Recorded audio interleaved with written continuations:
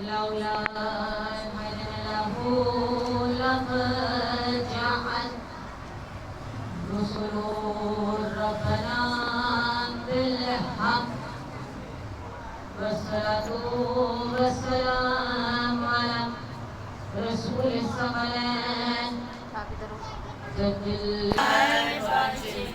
ثم الصلاة والسلام على البدر الطيبين الطاهرين المعصومين المسلومين ولعنة الله على أعدائهم أجمعين من يومنا هذا لقيام يوم الدين آمين يا رب العالمين. وقوله الحق بسم الله الرحمن الرحيم إنما يريد الله ليذهب عنكم الرجس أهل البيت ويطهركم تطهيرا. पूरी हो गई है, बस आप किसी को ना भेजिएगा, पूरी मदद डिस्टर्ब हो जाएगी. فقد قال له تبارك وتعالى في كتابه المجيد وفرقان الحميد وهو أصدق الصادقين وقوله الحق بسم الله الرحمن الرحيم. پاک وہ ذات جس کے قبضۂ قدرت میں میری اور آپ کی جان لائق درود و سلام و ہستیاں کہ جو وجہ تخلیق کائنات بنی کرم مالک کا وابستہ کیا اس در سے کہ جس در کو در آل محمد کہتے ہیں. احسان اس رب کا کہ جس نے در در کی ٹھوکر سے بچا کر آل محمد کے در کا فقیر بنا.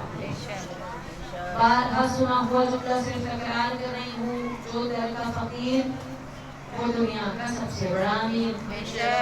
جو اس در پہ بیٹھ کر مانگتا ہے اسے کہیں اور مانگنے کی ضرورت ہی نہیں پڑتی کیونکہ اس در سے مل ہی جاتا ہے. اور میں تھوڑی کہہ رہی ہوں، ہم تو بچپن سے سنتے ہوئے آ رہے ہیں، صدیوں سے چل رہا ہے. کھانا دسترخوان حسن سے ملتا ہے، پانی سبیل حسین سے.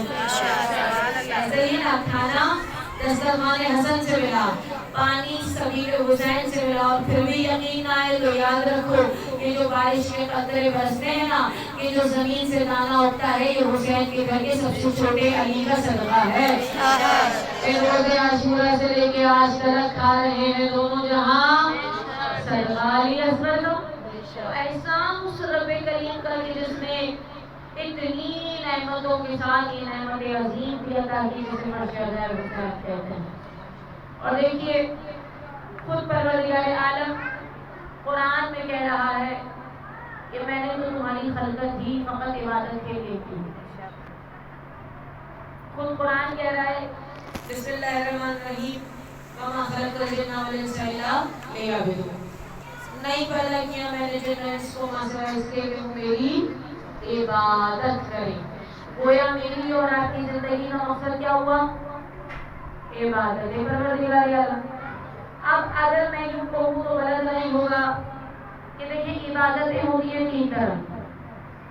زیادہ طویل مجلس نہیں پڑھنی مجھے، بس پیغام پہنچاؤں گی اور اس کے بعد مسائل کی وجہ. عبادتیں ہیں تین طرح کی، اور جب تین طرح کی عبادتیں ہیں تو اس کا اجر و ثواب بھی تین طرح کا ہو گیا.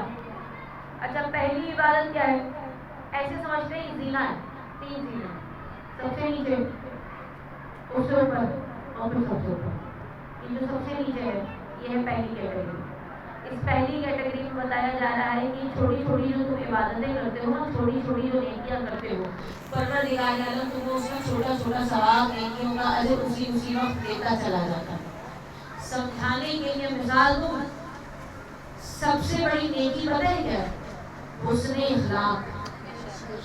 کسی سے مسکرا کے قابل احترام طریقے سے بات کرنا بھی بہت بڑی نیکی ہے. صحیح ہے نا؟ اب میں نے منہ بنا کے بات کی، میں نے یوں کر کے بات کی، میں کر کے بات کی، تو ہوگا کیا؟ اچھا، اس کا رزلٹ کیسے ملتا ہوگا کیا؟ جب آپ کسی سے حسن اخلاق سے پیش آتے ہیں نا، مسکرا کے پیش آتے ہیں. خاص طور پہ بچیاں بیٹھی ہوئی ہیں میری، میں ان کے لیے سمجھا رہی ہوں جب مجلس میں آیا کروں نا، کہنا نہ پڑے آگے ہو جائے، ادھر ہو جائے، ادھر ہو جائے، نہیں، خود یہ آپ کے عمل میں شامل ہو رہا ہے، نیکیوں میں شامل ہو رہا ہے. آپ نے دیکھا کوئی بزرگ آئی ہیں، آپ نے فوراً جگہ دے دی کہ اتنا میں بغیر ٹیک کے بیٹھ سکتی ہوں، ان کے لیے جگہ دے دیجیے. یہ جو چھوٹے چھوٹے کسی سے مسکرا کے بات کر لینا، کسی کے ساتھ اچھے انداز سے بات کر لینا، یہ جو چھوٹی چھوٹی نیکیاں ہوتی ہیں نا، ان کا اجر ملتا رہتا ہے. کیسے ملتا ہے؟ لوگ آپ سے محبت کرنے لگتے ہیں، لوگ آپ کو اپنا بنانے لگتے ہیں. اچھا دیکھیں، اچھے برے لوگ ہر جگہ ہوتے ہیں. جب احمد مرسل کو نہ چھوڑا تو پھر ہم کون ہیں؟ ٹھیک ہے نا. لیکن آپ کی تعریف آپ کے پیچھے ہونا شروع ہو جاتی ہے. یہ بہت بڑا اجر ہے. یہ ہو گیا چھوٹی سی نیکی، چھوٹی سی عبادت، اس کا اجر ملا. بڑی نیکی کیا ہے؟ Second step. بڑا اجر کیا ہے؟ تو جناب بڑا اجر یہ ہے کہ جس کام کا حکم پروردگار عالم نے دیا قرآن میں موجود ہے، وہ ہے بڑی نیکی. اب بھائی ساری عبادتوں میں سے سب سے بڑی عبادت جو ہے، عبادتوں کی معراج جسے کہتے ہیں، وہ ہے نماز. ایسے ہی ہے بھائی، جواب آنا چاہیے. وہ ہے نماز. اور نماز کو مومن کی دین کی معراج کہا گیا ہے. اب نماز پڑھنے کا کتنا اجر ہے یہ آپ سب کو سے زیادہ بہتر جانتے ہیں. اور اہل بیت کے چاہنے والا کم سے کم نماز نہیں چھوڑتا ہے. ٹھیک ہے نا. تو نماز کا اجر کیا ہوا؟ اتنا بڑا اجر ہے، اتنا بڑا اجر ہے کہ ادھر آپ نے ارادہ کیا، ادھر پروردگار عالم نے آپ کے اعمال نامے میں نماز کا ثواب لکھ دیا. ارادہ کیا تھا، ابھی پڑھی نہیں تھی لیکن ثواب لکھ دیا. اب ذرا اس ثواب کی لمٹ دیکھو. میں نے 3 نیکیاں بتائی ہیں، 3 اجر بتائے ہیں. ایک اجر وہ ہے جس کا ثواب آن دا اسپاٹ مل جاتا ہے، ایک اجر وہ ہے جس کا ثواب زیادہ ملتا ہے. لیکن یہ جو تیسرا اسٹیپ ہے نا، اس کا اجر اتنا ہے کہ تم کاؤنٹ نہیں کر سکتے، گن نہیں سکتے، اس کی لمٹ نہیں بتا سکتے. میں نے آپ کو تینوں بتانی ہے، پہلی بتا چکی ہوں، دوسری بتا رہی ہوں. نماز کا اجر کیا ہے کہ آپ نے ابھی ارادہ کیا، اعمال نامے میں نیکی لکھی گئی. آپ نے وضو کیا، نیکی لکھی گئی. آپ نے نماز پڑھی، نیکی لکھی گئی. آپ نے تسبیحات پڑھی، نیکی لکھی گئی. آپ نے دعائیں پڑھی، نیکی لکھی گئی. آپ نے نماز تمام کر دی، اجر و ثواب ملنا شروع ہو گیا. لیکن اب میرے سوال کا جواب دو. نماز ختم ہو جانے کے بعد آپ جا نماز پر بیٹھے رہے، بیٹھے بیٹھے تھوڑی دیر تھک گئے، لیٹ گئے اسی جا نماز پر. اچھا لیٹ گئے، پھر سو گئے، رات گزر گئی، صبح آ گئی. ثواب مل رہا ہے یا رک گیا؟ مل رہا ہے؟ نہیں مل رہا. کیوں ملے گا بھائی؟ کام ختم ہو گیا، نماز مکمل ہو گئی. صحیح ہے نا. اب جا نماز سے اب ایسے ملنے لگا تو سب لوگ کہیں گے چھوڑو بس بٹھاؤ اور لیٹے ہو، پڑھے گا کوئی بھی نہیں. تو نماز کا ثواب نہیں مل رہا. کیوں؟ اس لیے کہ آپ نے عمل کر لیا. اب اس کے بعد رات بھر اس جا نماز پر لیٹے رہو، بیٹھے رہو، ثواب نہیں ملے گا. لیکن یہ میں نے کہا نا، جتنا عمل کرو گے اس کا اتنا ثواب مل جائے گا. لیکن مجھے جانا ہے تیسری منزل پر، وہ منزل جس کا ثواب انکاؤنٹیبل ہے، جس کے ثواب کی لمٹ نہیں ہے. بھائی یہ کون سا ثواب ہے؟ آؤ ذرا میں بیان کروں کہ کون سا ثواب ہے. لطف لینا. تم نے مجلس میں آنے کا ارادہ کیا، ثواب ملا. وہ پہنچ گیا، میرا سلام نہیں پہنچا، میں انگلی پکڑوا کے پہنچا دوں گی. تم نے مجلس میں آنے کا ارادہ کیا، ثواب ملا. مجلس میں آئے، ثواب ملا. نوحہ پڑھا، ثواب ملا. اپنی ڈیوٹی کی، ثواب ملا. کریا کیا، ثواب ملا. پرسہ دیا، ثواب ملا. تبرک کھایا، ثواب ملا. مجلس ختم ہو گئی، زیارت پڑھی، ثواب ملا.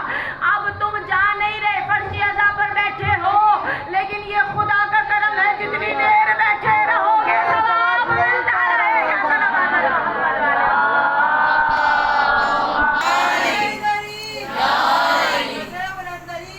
جتنی دیر فرش اعضاء پر بیٹھے رہو گے خدا ثواب عطا کرتا ہے. کیوں؟ اس لیے کہ عام جگہ تھوڑی ہے بھائی. کوئی عام چادر ہوتی، کوئی عام کرسی ہوتی، کوئی عام گھر ہوتا، کوئی عام پردہ ہوتا، میں کبھی نہ کہتی. مگر خدا کی قسم فرش تھوڑی ہے، فرش اعضاء حسین ہے. کرسی تھوڑی ہے، منبر حسین ہے. پردہ تھوڑی ہے، اعضاء خانہ حسین ہے. جہاں پر یہ چیزیں آ جائیں پھر وہ گھر تھوڑی رہتا ہے، حسین کا دل بن جایا کرتا ہے. ہم تو پورا سال انتظار ہی محرم کا اس لیے کرتے ہیں. جب گھر سجاتے ہیں تو یہی تو کہتے ہیں، کرم یہ مجھ پر حسین کا، ورنہ کہاں غریب کا گھر، کہاں حسین کی ماں. اور جس گھر میں میرا تو یہی عقیدہ ہے، جس گھر میں سیدہ کونین آ جائیں، عجب نہیں ہے کہ برکتیں اور رحمتیں اس کے گھر میں نازل ہونا شروع ہو جائیں. کتنی برکتیں آتی ہوں گی، کتنی رحمتیں آتی ہوں گی. میں کہوں ساری برکتیں ایک طرف، بس شہزادی آ جائیں، یہی بہت بڑی بات ہے نا. ہم تو یہی کہتے ہیں. اور پھر ہم کتنے خاص ہو گئے، ہم کتنے خاص ہو گئے کہ بی بی نے آپ کا نام لکھ دیا. نہ جانے ابھی جعفر تیار پہ کتنی مجلسیں ہو رہی ہیں، ہر हर जगह हर शख्स नहीं पहुंचता, जिसका जहाँ हुक्म है वो मुझे पहुंचता है, क्योंकि आपका नाम इस मजलिस में लिखा था, मेरा नाम इस मजलिस में लिखा था, हम इस मजलिस में मौजूद हैं। और आपने देखा होगा बहुत सारे घरानों में आज भी साहिब खाना दरवाजे पे बैठा करते हैं, साहिब खाना दरवाजे पे। क्यों? मेरे घर में आज तक होता है, मेरी वालदा दरवाजे पे बैठती है, जब भी मजलिस होती है वो दरवाजे पे जाके बैठ जाती हैं। अम्मा यहाँ क्यों बैठी हैं? क्या इसलिए जानते नहीं हो यहाँ पर अकेले नहीं बैठते, चौथा इमाम साथ बैठा हुआ है। कितना खुश नसीब हो गए, कितने खुश नसीब हो गए मैं और आपके इस घर में, जिस घर में मजलिस हो रही। अच्छा, आप कितने खुश नसीब हो? नहीं मालूम किसके पहलू में कौन बैठा हुआ है, नहीं मालूम किसके पहलू में कौन मौजूद है। इसीलिए मैं बारहा कहती हूँ, हुसैन की मजलिस में गरीब बनकर आया करो, अमीर बनकर नहीं आया करो, क्योंकि देखिए जो गरीब बनकर आता है वो हाथ फैला लेता है, तो झोली फैला लेता है। और मैं बारहा कहती हूँ मांगा भी मत करो, बस सिर्फ झोली फैलाया करो, क्योंकि तुम मांगोगे अपनी औकात के मुताबिक मांगोगे, वो देंगी अपनी हैसियत के मुताबिक, उनका देना ही अलग। और फिर खुशियत के साथ मैं तो आज के दिन की तो बात ये ना कि आज का दिन मंसूब है उसके नाम से। अमूमन मैं आज के दिन फजाइल नहीं पढ़ती, बहुत कम पढ़ती, क्योंकि आज का दिन जिसके नाम से मंसूब है ना ज़्यादा, यूँ कहूँ तो गलत नहीं है कि अगर उसके हुस्न का सदका उतरा था तो शायद यूसुफ बनाया गया। ज़रा सा तस्करा करने की जरूरत है, माने मसाइब नहीं है, ये भी उसके फजाइल हैं, मगर क्या करूँ, इतना हसीन चेहरा है, बस इससे आगे और क्या कहूँ। इस बात से साबित है रुतबा अली अकबर का, इस बात से साबित है रुतबा अली अकबर का, और होता है अजानों में भी चर्चा अली अकबर। कौन अकबर? हुसैन कलाम। कौन अकबर?